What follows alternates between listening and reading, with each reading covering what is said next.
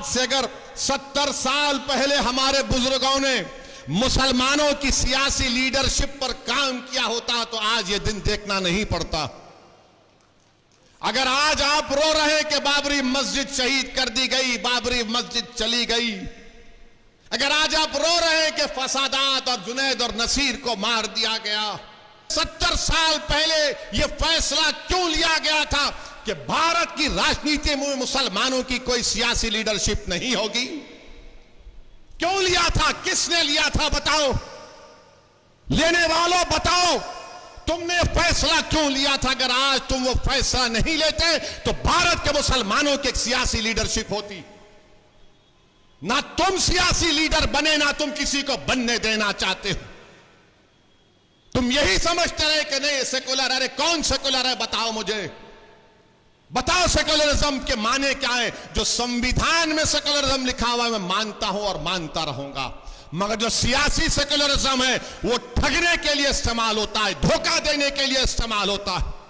मगर आज वो लोग आएंगे, चुनाव जैसा आएगा तो बोलेंगे नहीं ओवैसी सिर्फ जज्बाती तकरीर करता है। अरे मैं तकरीर करता हूं तो फैक्ट सामने रखता हूं, सच्चाई को सामने रखता हूं, मगर आप सिर्फ अपने फायदे के लिए गुलामी करते हैं। मैं अपने फायदे के लिए नहीं लड़ रहा हूं, मैं मजलूमों के फायदे के लिए लड़ रहा हूं। अगर मुझे अपने फायदे के लिए करना होता तो मैं हैदराबाद से निकलकर राजस्थान नहीं आता। अगर मुझे अपने फायदे के लिए करना होता तो मैं हैदराबाद से निकलकर जुनैद और नसीर के घर को नहीं जाता। अगर मुझे अपने फायदे के लिए करना पड़ता तो भारत के कोने कोने में नहीं जाता मैं।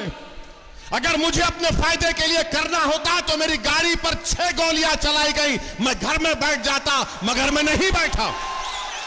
तो मैं ये इसलिए नहीं कह रहा हूं कि आपसे थाली या सीटी की दाद हासिल करूं।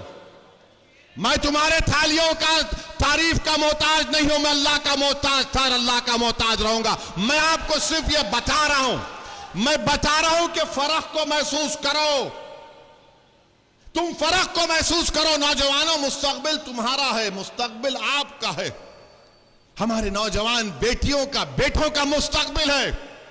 जो लोग 60 साल के हो गए उनका मुस्तकबिल नहीं है। जो 18 साल के हैं, 22 साल के, 25 साल के, कल तुम भारत को लेकर आगे बढ़ोगे। भारत के फैसले तुम्हारे कंधों पर रखकर किए जाएंगे। अगर तुम तैयार नहीं होगे तो फिर क्या होगा? तुम सिर्फ अगर थाली मारोगे और सेकुलरिज्म